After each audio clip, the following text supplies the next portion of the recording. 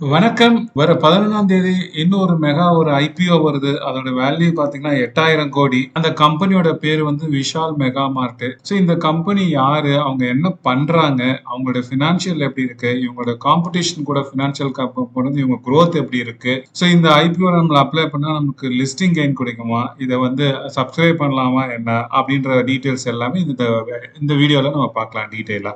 So Vishal mega மார்ட்ன்றது வந்து ஒரு FMCG company. இவங்க வந்து 2018 இந்த கம்பெனி எஸ்டாப்ளிஷ் பண்ணாங்க. ஆல் ஓவர் இந்தியால இருக்காங்க. அரௌண்ட் 645 வந்து ஷோரூம்ஸ் இருக்கு. 28 ஸ்டேட்ஸ்ல இருக்கு. பேன் இந்தியா ரீட்டைலர் தான் சொல்லுவேன். அப்பேரல் இருக்காங்க. எஃப்எம்சிஜியும் விற்கிறாங்க அவங்க. அப்புறம் பாத்தீங்கன்னா ஜென்ரல் மெர்ச்சன்டைஸ்ல இருக்காங்க. அதாவது எலக்ட்ரானிக்ஸ்ல இருக்காங்க, வந்து ஃபர்னிச்சர்ஸ் இருக்காங்க, இல்ல பேக்ஸ், லெதர்ஸ், இந்த மாதிரி எல்லா ஐட்டம்ஸும் வந்து அவங்க விற்கிறாங்க.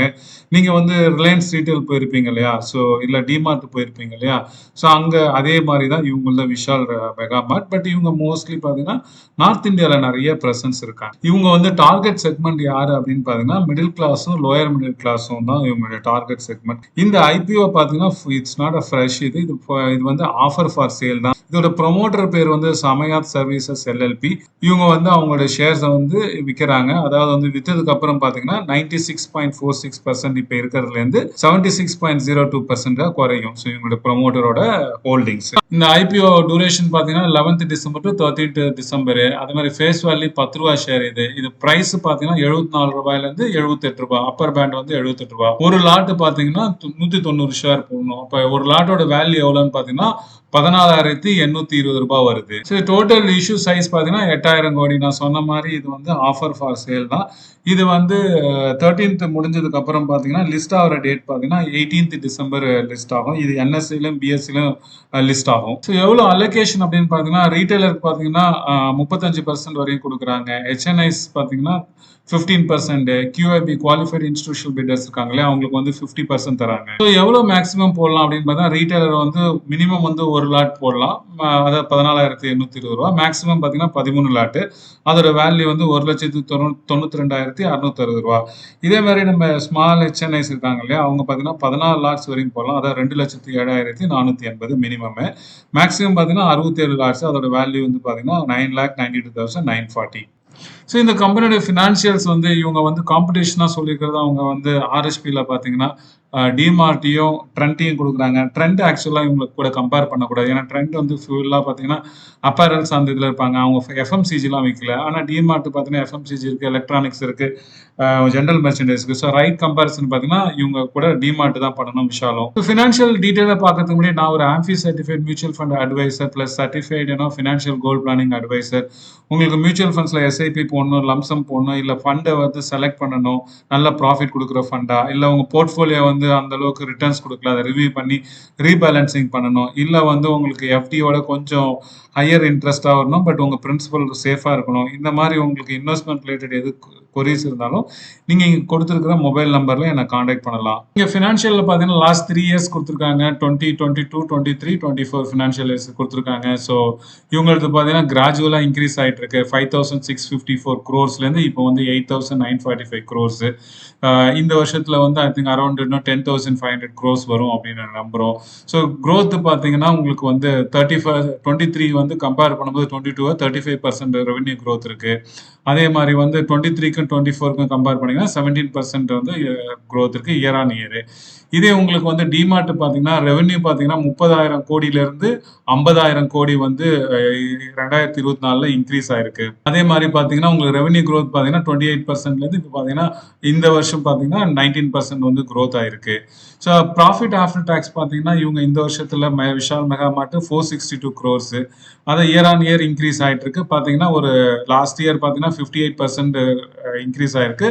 அது இந்த வருஷம் பார்த்தீங்கன்னா 44% வந்து இன்க்ரீஸ் ஆயிருக்கு. இதுவே வந்து டிமார்ட் பார்த்தீங்கன்னா 36% அண்ட் 59% அண்ட் லாஸ்டா வந்து 7% இருக்கு. எஃப்எம்சிஜினாவே கொஞ்சம் ப்ரெஷர்ல தான் இருக்காங்க. ஓவராலே வந்து உங்களுக்கு தெரியும் இது வந்து மார்ஜின்ஸ் வந்து ரொம்ப கம்மியா இருக்கு. ஏன்னா வால்யூம் அதிகமா இருக்கும். ஸோ இவங்களோட மார்ஜின்ஸ் பார்த்தீங்கன்னா 5.16%. அதே மாதிரி லாஸ்ட் இயர்ல பார்த்தீங்கன்னா 4.22. இதே டிமார்ட் பார்த்தீங்கன்னா 5.55 ஸோ அவங்க ஓரளவுக்கு ஆவரேஜா 5%ல மெயின்டைன் பண்றாங்க. இவங்க வந்து 4 to 5% வந்து விஷால் வந்து மெயின்டைன் பண்றாங்க. ஸோ பாரோயிங்ஸ் பார்த்தீங்கன்னா கடன் பார்த்தீங்கன்னா இவங்களுக்கு எதுவுமே இல்லை. டிமார்ட்டுக்கு அவங்களுக்கு வந்து கொஞ்சம் கடன் இருக்கு. பட் அதனால ஒன்றும் ப்ராப்ளம் இல்லை. அது வெல் எஸ்டாப்ளிஷ்டு கம்பெனி டிமார்ட். கம்பெனியோட பிஇ பார்த்தீங்கன்னா 76.13, வெரி ஹை பிஇ. இதோட இண்டஸ்ட்ரி பிஇ பார்த்தீங்கன்னா 55.41. பட் அதெல்லாம் வந்து நல்லா எஸ்டாப்ளிஷ்ட் கம்பெனிஸ், அவங்களோட பிஇ அதிகமாக இருக்கு. இது இப்போதான் வருது. ஸோ அதனால இப்போ வரும்போதே இவங்களுக்கு அதிகமாக இருக்கு. ஸோ அதனால பிரைஸ் வந்து அதிகமாக தான் வச்சிருக்காங்க. இது கம்மி ஒரு 50 ருபீஸ் அந்த மாதிரி வச்சிருந்தாங்கன்னா ஓரளவுக்கு கரெக்டாக இருந்திருக்கும். ஸோ இப்போ ROCE பார்த்தீங்கன்னா 68%, 76 அது நல்லா இருக்கு. ஏன்னா எனிதிங் அபவ் 15 வந்து நல்ல ROCE தான். ஸோ பிரைஸ் டு புக் பார்த்தீங்கன்னா 6.23, அதுவும் ரொம்ப ஹையா இருக்கு. ஏர்னிங் பர் ஷேர் பார்த்தீங்கன்னா 82 பைசா, இது ரொம்ப கம்மியா இருக்கு. ஸோ 360 டிகிரி ரிப்போர்ட் பார்ப்போம், அதை அப்ளை பண்ணலாமா இல்லை அவாய்ட் பண்ணலாமான்னு சொல்லுவோம். ஸோ டைவர்சிஃபிகேஷன், இவங்க ப்ராடக்ட் ரேஞ்ச் நல்லா இருக்கு. இவங்க வந்து இவங்களோட ஓன் லேபிள்ஸும் பிரைவேட் லேபிள்ஸும் பண்றாங்க. ஸோ இந்த மாதிரி FMCGலயும் இருக்காங்க, ஜென்ரல் மெர்ச்சன்டைஸ்லயும் இருக்காங்க, அப்பரல்ஸ்லயும் இருக்காங்க. அதோட ரெவென்யூ பார்த்தீங்கன்னா க்ளோஸ் டு எல்லாமே வந்து ஒரு ஈக்குவலா இருக்கு. ஸோ அதனால டைவர்சிஃபைடு தான். ஒரு ஏரியா படுத்தாலும் அடுத்த ஏரியால வந்து growth இருக்கும். ஸோ ரெவென்யூ growth ஓரளவுக்கு இருக்கு. நீங்க டிமார்ட் அந்த மாதிரி கம்பேர் பண்ண முடியாது. பட் ரெவென்யூ growth இருக்கு. அதே மாதிரி நெட் ப்ராஃபிட் growthம் இருக்கு. உங்களுக்கு FMCG சொன்ன மாதிரி எல்லாமே சிங்கிள் டிஜிட்ல தான் இருக்கு. வால்யூம் அதிகமா இருக்கு. பட் FMCG நம்மளுக்கு எப்பயுமே வந்து இந்த இந்த இந்த இண்டஸ்ட்ரி வந்து நம்மளுக்கு டிமாண்ட் இருக்கும் எப்பயுமே. ஸோ அதனால வந்து இவங்களுக்கு ரெவென்யூ க்ரோ ஆகும், ப்ராஃபிட்டும் க்ரோ ஆகும் அக்கார்டிங்லி. காம்படிட்டிவ் அட்வான்டேஜ் பார்த்தீங்கன்னா இவங்களுக்கு அந்த அளவுக்கு இல்லை. ஏன்னா வந்து இவங்களுக்கு யூனிக் அப்படின்ற மாடல் இதுல இப்போ உங்களுக்கு டிமார்ட்லாம் யூனிக்னஸ் இருக்கு, இவங்களுக்கு அந்த மாதிரி இல்லை. ஸோ அதனால தான் உங்களுக்கு சிங்கிள் ரேட்டிங் கொடுத்துருக்கேன். வேல்யூவேஷன் நம்ம முன்னாடி இதுல காமிச்ச மாதிரி ஃபினான்ஷியல்ஸ்ல காமிச்ச மாதிரி வேல்யூவேஷன் ரொம்ப ரொம்ப அதிகம். பிரைஸ் டு ஏர்னிங்கா இருந்தாலும், பிரைஸ் டு புக் வேல்யூவா இருந்தாலும், இல்ல EPS இருந்தாலும் சரி, எல்லாமே வந்து ரொம்ப ஹையா இருக்கு. அதே மாதிரி வந்து இந்த பிரைஸ் இவங்க கொடுத்துருக்க பிரைஸ் பாத்தீங்கன்னா இந்த வேல்யூவேஷனுக்கு இது ரொம்ப ரொம்ப அதிகம். இதனால லிஸ்டிங் கைன் கிடைக்குமானா லிஸ்டிங் கைன் கிடைக்கும். ஒரு வந்து 10 to 20% மேக்ஸிமம் கிடைக்கிறதுக்கு சான்சஸ் இருக்கு. மார்க்கெட் வாலட்டிலிட்டியா இருந்துச்சுன்னா இது பிளாட்டா இருக்கிறதுக்கும் சான்சஸ் இருக்கு. பட் ஹவவர் வந்து டிமாண்ட் அண்ட் சப்ளை தான் பயங்கரமா ஓவர் சப்ஸ்கிரைப் ஆச்சுன்னா இது இன்னும் நிறைய லிஸ்டிங் கைன் கிடைக்கிறதுக்கு சான்சஸ் இருக்கு. இது லாங் டேர்ம்ல வச்சுக்கலாமா அப்படின்னா லாங் டேர்ம்ல கொஞ்சம் பார்த்து தான் இருக்கணும். அப்பப்ப நம்ம செக் பண்ணிக்கணும். ஏன்னா வந்து இந்த இண்டஸ்ட்ரி வந்து ஹைலி காம்படிஷன் இருக்கு. மார்ஜின்ஸ்ல அந்த ப்ரெஷர்ஸ் எப்பயுமே வந்து இருக்கும். இவங்க காம்பீட் பண்றவங்க எல்லாம் பாத்தீங்கன்னா பெரிய ஜியன்ட் யார் யாருன்னா பாத்தீங்கன்னா நான் சொன்ன மாதிரி ரிலையன்ஸ் ரீட்டைல் இருக்காங்க, டிமார்ட் இருக்காங்க. ஒவ்வொரு செக்மெண்ட்ல இப்போ எலக்ட்ரானிக்ஸ்னா அதுல ஜாம்பவான்லாம் இருக்காங்க. அது இல்லாம இப்போ வந்து இப்போ ஜெப்டோ, ஜொமாட்டோ, ஸ்விக்கி இவங்க எல்லாமே வந்து அந்த குயிக் காமர்ஸ்ல வந்ததுனால அவங்க வந்து ஓன் ஸ்டோர் வச்சு அவங்களும் விற்கிறாங்க. ஸோ அதனால தான் பாத்தீங்கன்னா டிமார்ட்டோட வந்து ஸ்டாக்ஸ்லாம் ரீசெண்டா இறங்குனதுக்கு என்ன ரீசன் பாத்தீங்கன்னா competition from the quick commerce தான். இவங்களுக்கு அந்த அளவுக்கு குயிக் காமர்ஸ் பெருசா இல்லை. ஸோ அதனால வந்து நீங்க இந்த லாங் டேர்ம் நீங்க யோசிக்கிறதுனா வச்சுக்கிறதுனா நீங்க யோசிக்கணும். பட் வந்து ஷார்ட் டேர்ம்க்கு இது வந்து லிஸ்டிங் கைன் அந்த மாதிரி பாத்தீங்கன்னா இது வந்து ஓரளவுக்கு நம்ம வாங்கலாம். ஹவவர் டிமாண்ட் அண்ட் சப்ளை பார்த்துட்டு நீங்க கடைசியா முடிவு பண்ணீங்க. ஸோ என்னுடைய பர்சனல் ஒப்பீனியன் பாத்தீங்கன்னா நான் வந்து இதுக்கு அப்ளை பண்ணலாம்னு இருக்கேன். என்னுடைய அப்ஜெக்டிவ் வந்து லிஸ்டிங் கைன் தான். நீங்க இதை வந்து லாங் டேர்ம் வச்சுக்கணும் அந்த மாதிரினா நீங்க நல்லா அனலைஸ் பண்ணி உங்களோட ரிஸ்க் ப்ரொஃபைல் பார்த்து நீங்க வந்து டிசைட் பண்ணுங்க. தேங்க்யூ ஃபார் வாட்சிங்.